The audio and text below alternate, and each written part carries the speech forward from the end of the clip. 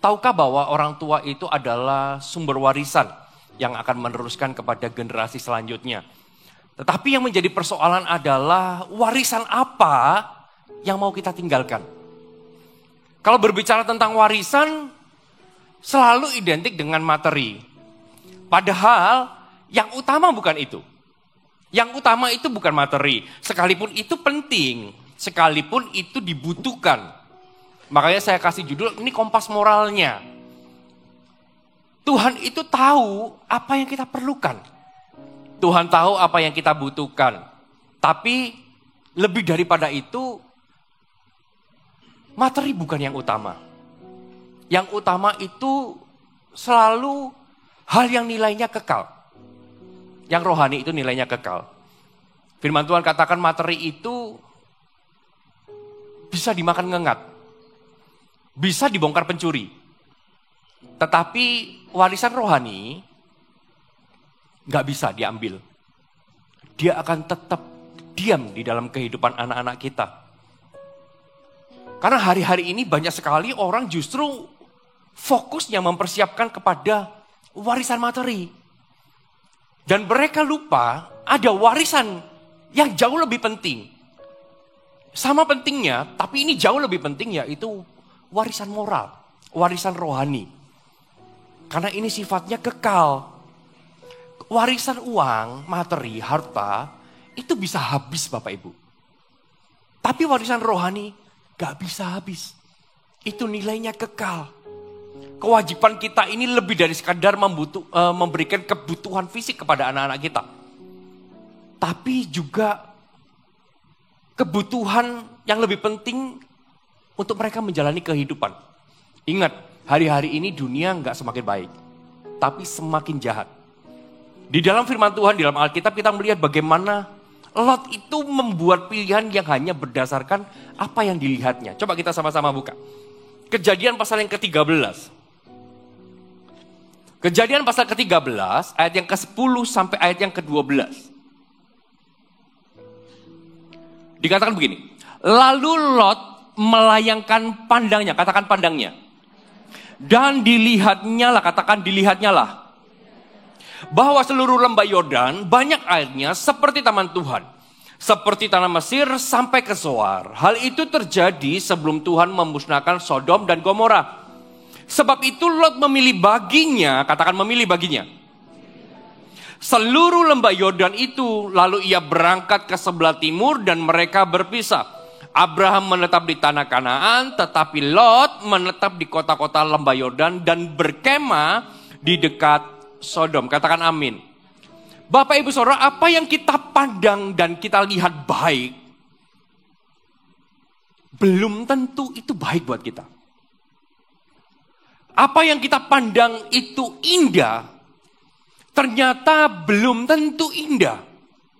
Jikalau kita mau melihat, mau memandang sesuatu, ukuran duniawi itu bukanlah filter kita. Ukuran duniawi itu bukanlah takaran kita. Karena seringkali kita melihat yang baik hanya melihat kepada keinginan kita. Kita hanya melihat kepada materi yang kita bisa terima. Kita harus belajar bahwa melihat segala sesuatu itu selalu kompas moralnya adalah yang rohani dulu. Kompas moralnya yang rohani. Kompas moralnya ini bukan berarti tentang ministry kita, bukan. Kompas moral rohani ini adalah apakah dengan pilihan ini kerohanianku dan keluargaku menjadi semakin dekat dengan Tuhan. Ataukah dengan pilihanku ini membawa aku dan seisi rumahku melayani Tuhan dengan cara yang benar. Atau sebaliknya, dengan pilihanku ini materi aku dapatkan, tetapi aku menjauh dari Tuhan. Itulah kompas moral. Apakah pilihan dan fokusku ini sejalan dengan apa yang Tuhan mau? Itu adalah filternya di dalam kita memilih sesuatu. Di dalam kita melihat dan memandang segala sesuatu. Apakah sejalan dengan Tuhan sehingga apa yang kita lihat gak salah? Gak salah loh menginginkan materi dan kehidupan yang lebih baik. nggak salah. Karena itu Tuhan tahu itu yang dibutuhkan. Tapi kalau itu menjadi fokus kita, target kita, firman Tuhan katakan bahwa itu semua dicari orang-orang yang nggak mengenal Allah. Tapi orang-orang yang mengenal Allah nggak mencari itu. Tapi itu berkat buat mereka. Tapi yang dikejar beda. Kalau cuma kejar kehidupan yang lebih baik, materi, tapi mengorbankan moral kerohanian, itulah yang salah Bapak Ibu. Kompas moralnya rusak. Saya nggak berkata bahwa rohani aja yang dibangun, pekerjaan nggak usah. Jangan. Firman Tuhan berkata juga kan, kalau kamu nggak bekerja, jangan kamu makan. Tapi ini kehidupan yang seimbang. Pekerjaan juga penting. Tapi bagaimana kita ambil pekerjaan, ambil segala sesuatu, kompas moralnya bukan materi. Kompas moralnya adalah hal yang rohani sebagai pegangan. Sama seperti Lot, dia memilih baginya lembah Yordan yang seperti taman Tuhan. Bahkan menurut Lot, keadaan fisik tanah yang hendak dimiliki, ini jauh lebih penting daripada kondisi moral Sodom dan Gomora. Apakah Lot gak tahu Sodom dan Gomora itu kota orang-orang yang berdosa di dalamnya? Atau kota-kota yang berdosa? Lot tahu. Lot tahu. Tapi Lot ini melihat kalau aku di sini, aku bisa cuan. Nah itu yang salah. Cuannya utama. Keuntungan materinya utama. Sehingga moralnya kerohanian dikorbankan. Sehingga dari keputusan Lot ini lahir kematian rohani. Yaitu hilangnya janji rohani dan warisan rohani kepada keluarganya. Coba kita lihat. Kalau kita berpikir Lot itu orang yang jahat, ternyata gak benar Bapak Ibu. Lot itu orang yang baik, orang yang benar di hadapan Allah, tapi salah fokus. Coba kita lihat 2 Petrus pasal yang kedua. 2 Petrus pasal yang kedua ayat yang ke-7 dan ayat yang ke-8. Firman Tuhan katakan begini. Tetapi ia menyelamatkan Lot. Ini Tuhan menyelamatkan Lot. Orang yang, apa bahasa? Benar. Yang terus-menerus menderita oleh cara hidup orang-orang yang tidak mengenal hukum. Dan yang hanya mengikuti hawa nafsu mereka. Sebab orang benar ini tinggal di tengah-tengah mereka. Dan setiap hari melihat dan mendengar perbuatan-perbuatan mereka yang jahat itu. Sehingga jiwanya yang benar itu tersiksa. Ternyata Lot ini orang benar. Di hadapan Tuhan Lot ini orang benar. Firman Tuhan jelas katakan bahwa orang benar ini terus-menerus menderita oleh cara hidup orang-orang yang tidak mengenal hukum. Dan yang hanya mengikuti hawa nafsu mereka.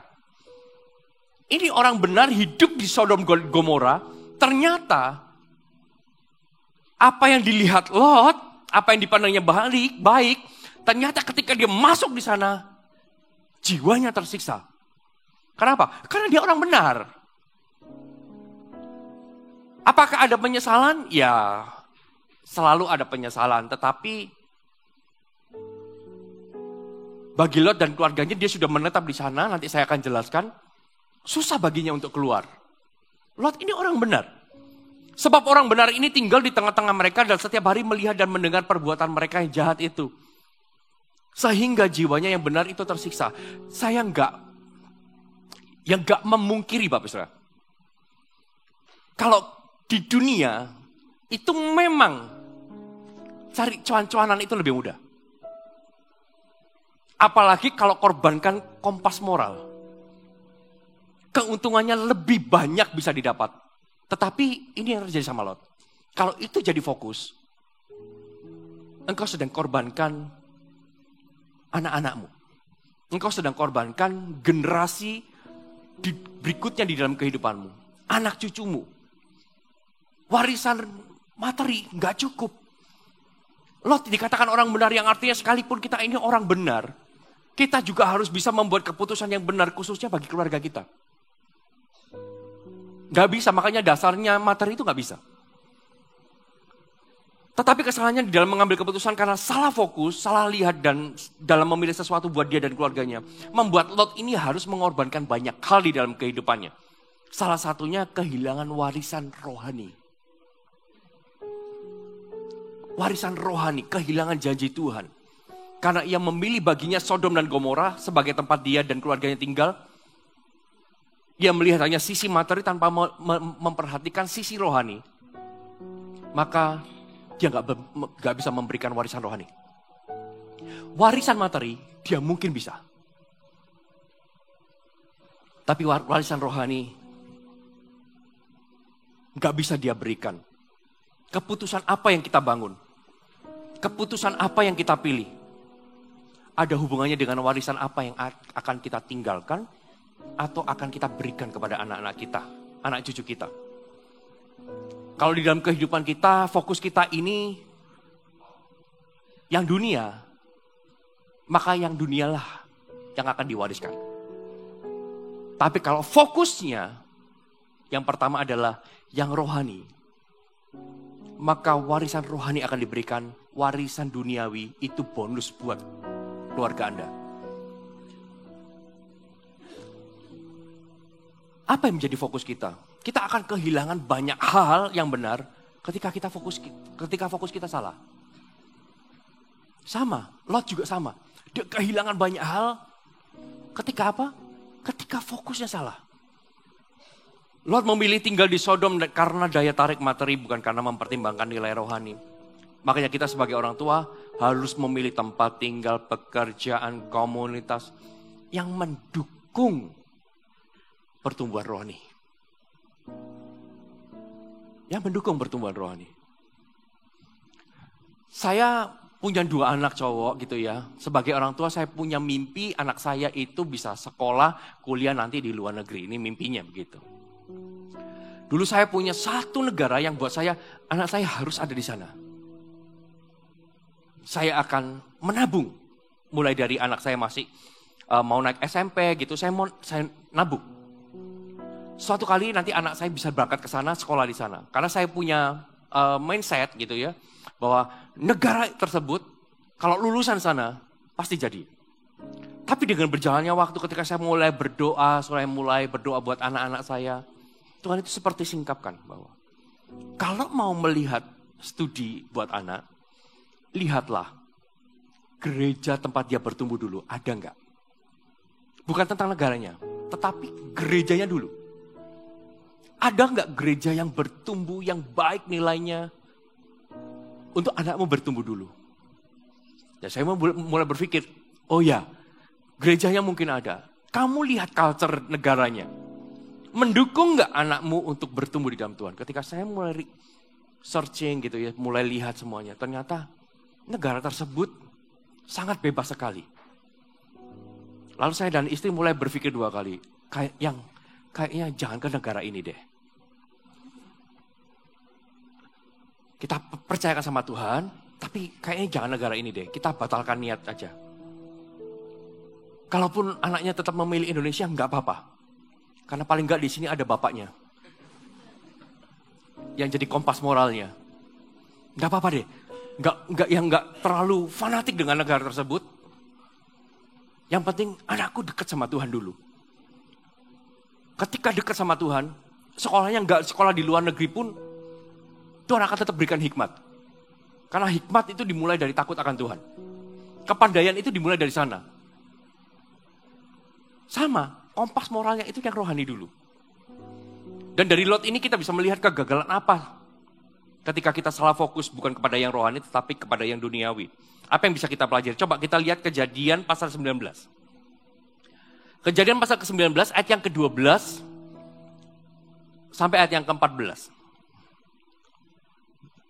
Firman Tuhan kata begini. Lalu kedua orang itu berkata, ini Sodom dan Gomora mau dimusnahkan ya. Kedua orang itu berkata kepada Lot, siapakah kaummu yang ada di sini lagi?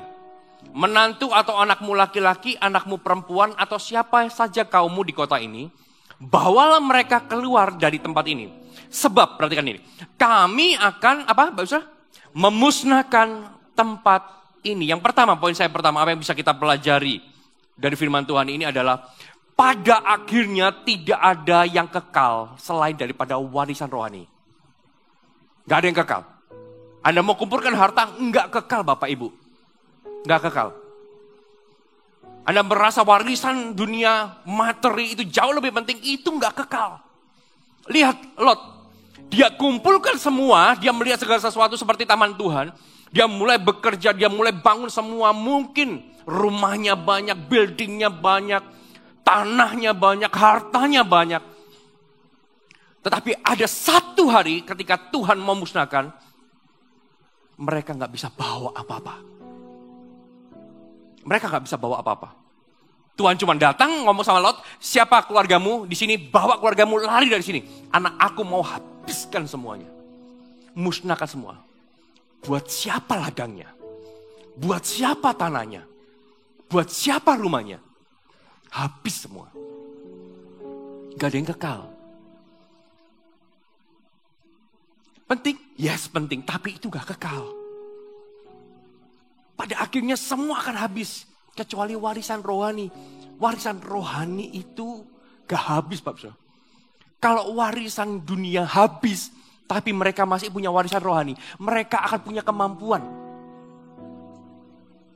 untuk mengembalikannya lagi. Mereka punya kemampuan dengan hikmatnya bagaimana memperoleh kekayaan. Karena itu firman. Tapi kalau mereka nggak punya warisan rohani, hanya warisan materi, materinya habis, mereka jadi gila. Karena mereka nggak tahu cara mengembalikannya gimana. Tapi kalau mereka punya warisan rohani, selama masih ada Tuhan, selalu ada harapan. Itu yang mereka pegang. Itu yang mereka pegang. Gak ada yang kekal selain warisan rohani. Lot membangun baginya semuanya. Tetapi ada satu hari ketika Tuhan membalikkan telapak tangan, hari ini aku mau memusnahkan. Kita bisa apa? Kalau Tuhan mau mengambil, kita bisa apa? Gak bisa apa-apa.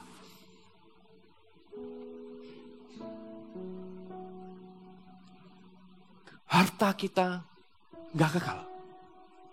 Gak kekal. Tapi warisan rohani itu kekal. Warisan rohani. Orang baik memberikan warisan. Ini kata Amsal ya. Orang baik memberikan warisan kepada anak cucunya. Berkat orang fasik, kekayaannya akan disimpan buat orang benar. Orang baik, kenapa gak orang kaya yang memberikan warisan? Tapi orang benar memberikan warisan yang benar. Dikatakan orang baik bukan orang kaya. Kalau orang kaya wajar memberikan warisan. Tapi orang baik. Artinya kita semua. Sekalipun mungkin hari ini kita bukan orang mampu. Kita tetap bisa memberikan warisan. Warisan rohani itu jauh lebih penting. Jauh lebih berharga. Gak habis. Lot kehilangan segala sesuatu yang dia bangun, dia kumpulkan. Dia gak bisa bawa apa-apa sebab Tuhan musnahkan Sodom dan Gomora. Gak ada satu pun hal duniawi yang bisa dibawanya. Semua habis. Semua habis. Tanpa warisan rohani semua yang dibangun dan dikumpulkan akan sia-sia. Kalau hari ini Anda diberikan Tuhan kemampuan bisa memberikan warisan duniawi, bangun juga warisan rohaninya. Tapi kalau hari ini mungkin kita belum bisa memberikan warisan duniawi, jangan berkecil hati. Bangun warisan rohani.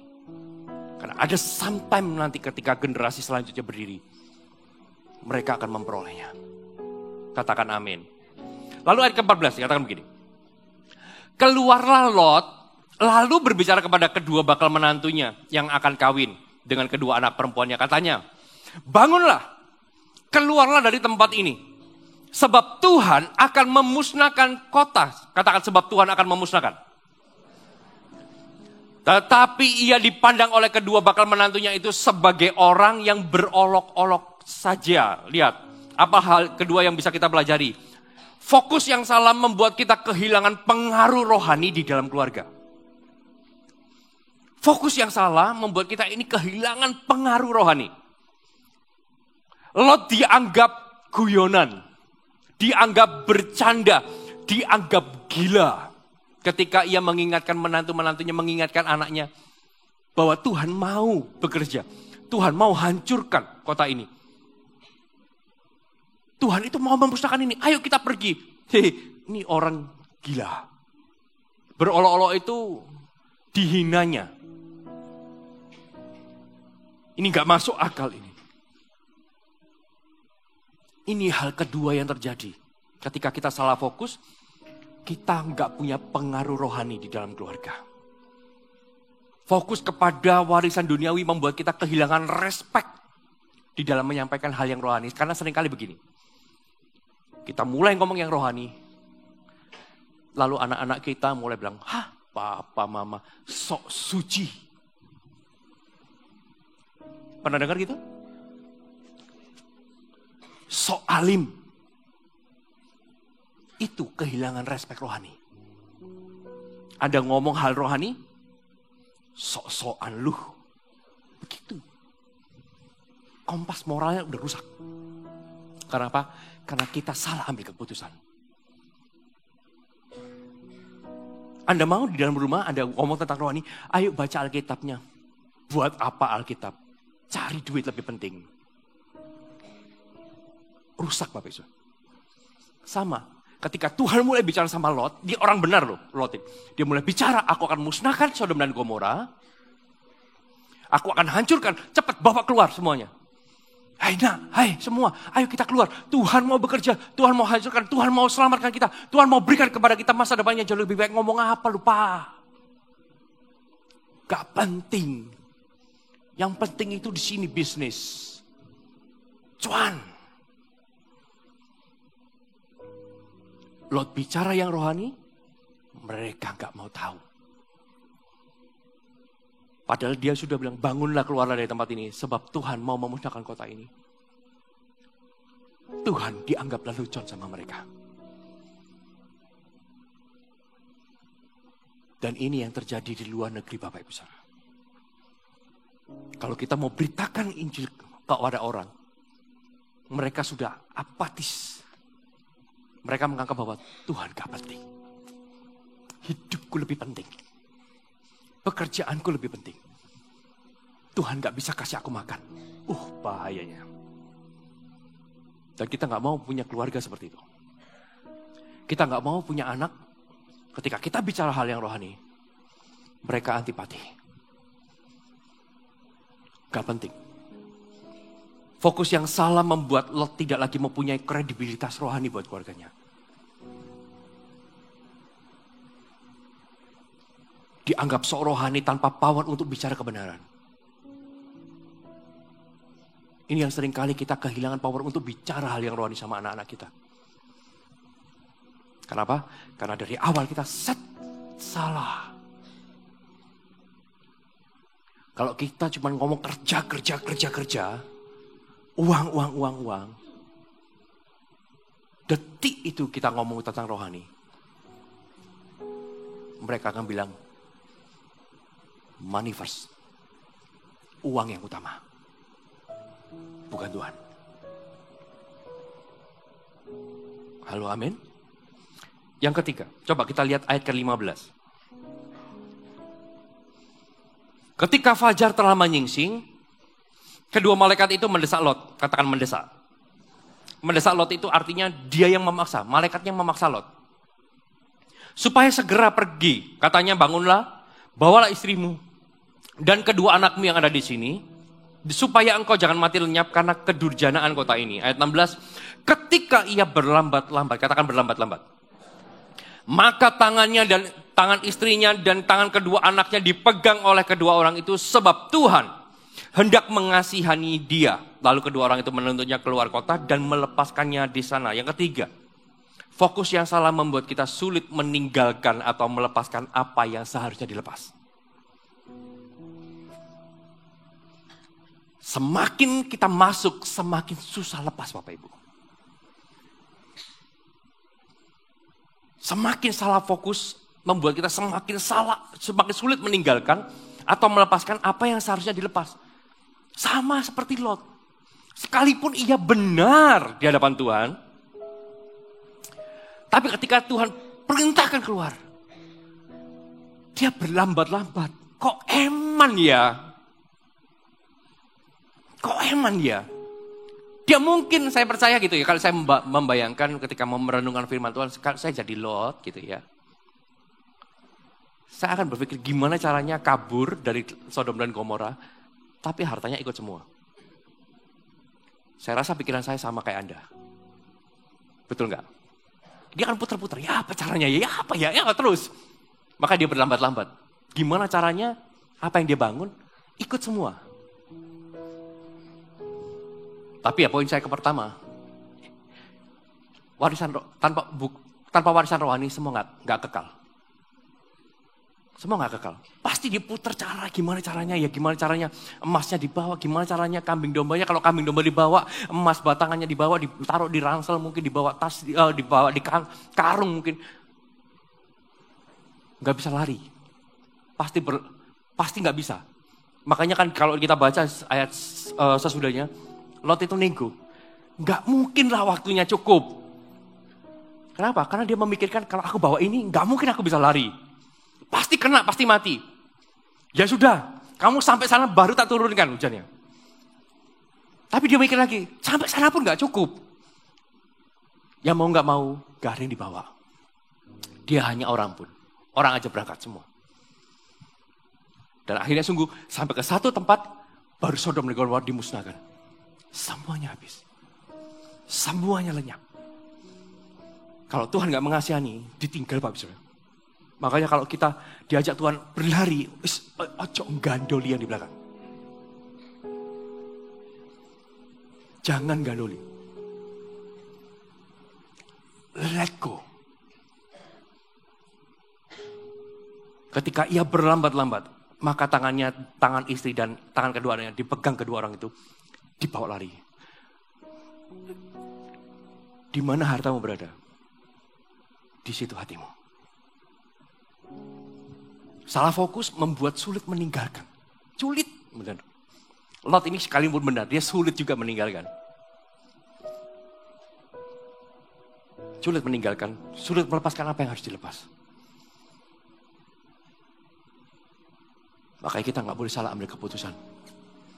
Kita nggak boleh salah melangkah. Keputusan kita harus warisan rohani. Supaya kita bisa menguatkan. Saya rasa terjadi peperangan rohani di keluarga Lot. Anaknya semua digandeng paksa. Kalau anaknya boleh pilih nggak mau. Tapi karena ditarik, karena Tuhan mengasihani mereka, tarik. Kamu suka nggak suka, ayo pokoknya jalan. Kalau warisan rohani, sekalipun kita kehilangan yang materi, kita bisa menguatkan. Harta itu bisa dicari lagi. Yang penting Tuhan gak meninggalkan kita. Harta bisa dicari. Anaknya stres,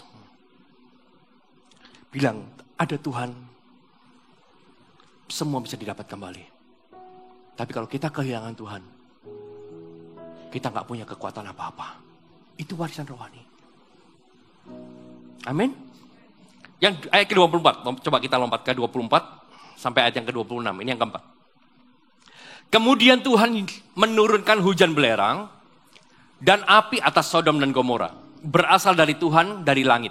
Dan ditunggang balikkannya lah kota-kota itu dan lembah Yordan dan semua penduduk kota serta tumbuh-tumbuhan di tanah. Ayat ke-26 perhatikan. Tetapi, perhatikan, istri Lot yang berjalan mengikutinya menoleh ke belakang lalu menjadi tiang garam. Fokus yang salah keempat, fokus yang salah membuat kita tidak bisa melihat masa depan di dalam Tuhan. Fokus yang salah membuat kita nggak bisa melihat masa depan. Padahal di depan itu jauh lebih baik. Mereka sudah bilang bahwa jangan melihat ke belakang.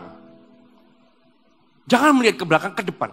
Tapi lihat, karena Lot salah fokus, membuat keluarganya nggak bisa melihat di depan. Bahwa di dalam Tuhan masa depannya jauh lebih baik. Kehilangan semuanya, asal kamu punya Tuhan akan jauh lebih baik.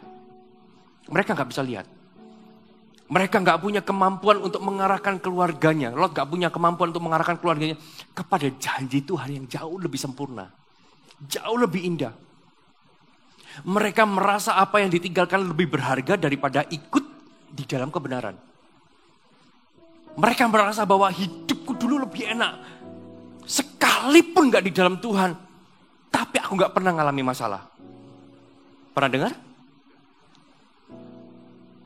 Karena mereka merasa dulu lebih enak. Ikut Tuhan, masalahnya lama banyak. Kenapa? Karena dari awal fokusnya salah. Makanya ketika dikasih masa depan, dia gak bisa lihat masa depan. Sana lebih enak. Fokusnya salah. Fokus yang salah membuat kita gak bisa melihat masa depan di dalam Tuhan. Di dalam Tuhan masa depan itu jauh lebih mulia. Jauh lebih sempurna. Jauh lebih luar biasa. Apa yang kita bangun kemarin ada dampaknya Bapak Saudara. Makanya kalau kita sebagai generasi yang mungkin lebih tua, kita sudah punya anak, sudah punya cucu. Tapi dulu kita membangun dengan fokus kepada materi.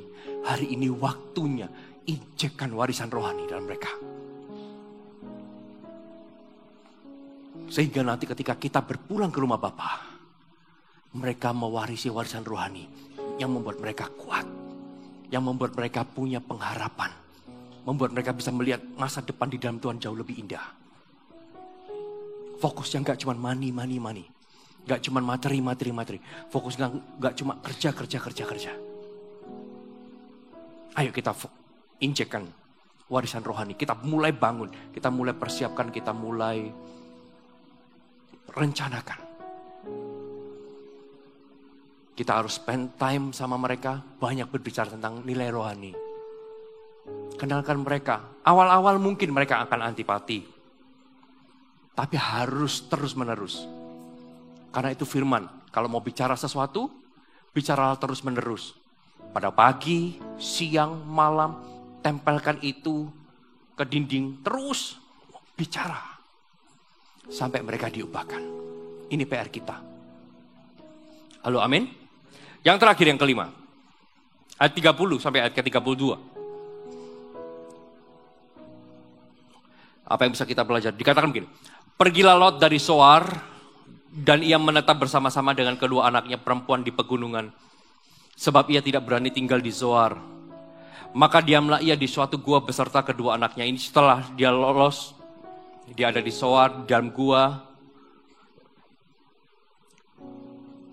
Kata kakaknya kepada adiknya, perhatikan ayat 31. Ayah kita telah tua. Dan tidak ada laki-laki di negeri ini yang dapat menghampiri kita seperti kebiasaan seluruh bumi. Marilah kita beri ayah kita minum anggur, lalu kita tidur dengan dia, supaya kita menyambung keturunan dari ayah kita. Yang kelima, apa yang kita bisa pelajari ketika kita salah fokus? Fokus yang salah itu merusak moralitas rohani dan iman dalam keluarga. Dalam menghadapi tantangannya pastinya. Salah fokus atau fokus yang salah merusak moralitas rohani dan iman di dalam keluarga. Dalam menghadapi tantangan. Hidup kita ini selalu penuh tantangan. Bapak. Kita lihat dari Lot dan keluarganya. Ketika ia keluar dari Sodom dan Gomora, dia menetap di gua. Inisiatif datang dari anaknya. Perhatikan ini kata-kata ini. Kata kakaknya kepada adiknya. Ini kakaknya udah rusak moralnya. Ayah kita telah tua. Dan tidak ada laki-laki, perhatikan ini, di negeri ini yang dapat menghampiri kita seperti apa biasa? Kebiasaan dunia. Kebiasaan. Jadi yang dipakai adalah mindsetnya dunia. Orang dunia berpikirnya begini. Kita nggak punya keturunan. Kita hampiri ayah kita. Incest. Moralnya udah rusak. Yang dipakai adalah kebiasaan dunia. Imannya sudah bobrok. Dia udah gak percaya lagi kepada Tuhan. Bahwa Tuhan bisa mendatangkan keturunan bagi mereka. Tapi yang mereka pakai adalah standar dunianya. Fokus yang salah merusak moralitas rohani dan iman di dalam keluarga dalam menghadapi tantangan. Ketika mereka menghadapi tantangan, mereka gak punya iman. Mereka cari shortcut. Pakai kebiasaan orang dunia. Kebiasaan orang dunia biasanya lakukan ini. Dia pakai itu. Sudah gak ada iman lagi. Bukan, Kalau Tuhan pasti lakukan ini. Kalau rencana Tuhan pasti seperti ini. Tapi pakai ukurannya dunia. Kebiasaan makhluk di bumi seperti ini. Imannya sudah gak ada. Marilah kita beri ayah kita minum. Mencari dunia. Mabuk. Kasih mabuk. Tidur dengan dia. Supaya kita menyambung keturunan dari ayah kita. Pakai shortcut. Cara cepatnya begini. Dan kita gak mau anak-anak kita begini. Kita gak mau anak-anak kita ini cuma shortcut. Ketika dia menghadapi tantangan, menghadapi dunia, dia shortcut pakai cara. Biasanya kalau orang dunia pakai cara seperti ini. Kita gak mau. Kita mau anak-anak kita moralitas rohaninya benar. Imannya bertumbuh. Sehingga ketika menghadapi tantangan, dia akan berkata bahwa menurut Tuhan pasti akan pakai cara seperti ini. Karena ini benar.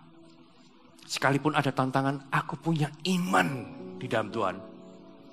Bahwa Tuhan bisa melakukan sesuatu di dalam kehidupanku. Ini moralitas iman.